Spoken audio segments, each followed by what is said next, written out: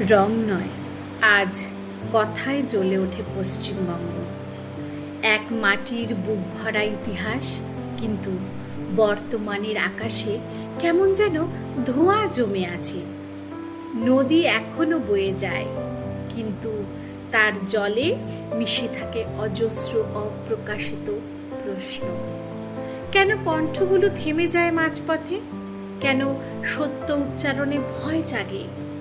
কলকাতার ব্যস্ত রাস্তায় স্বপ্নেরা হাঁটে ক্লান্ত পায়ে, চায় না বড় কিছু, শুধু একটু স্বচ্ছতা, একটু সম্মান, একটু নির্ভয় নিঃশ্বাস।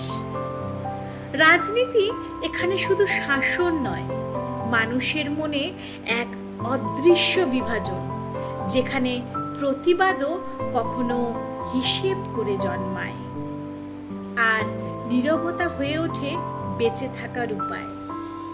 তবু এই মাটির মানুষ হার মানে না, কারণ ইতিহাস শিখিয়েছে যখনই অন্ধকার ঘনিয়ে আসে, আলো জন্ম নেয় ঠিক তার পাশে। হয়তো একদিন এই জমে থাকা প্রশ্নগুলোই হয়ে উঠবে পরিবর্তনের বীজ, আর পশ্চিমবঙ্গ আবার বলবে, আমি শুধু অতীত নই, আমি এখন জেগে থাকা এক প্রতিশ্রুতি। নমস্কার।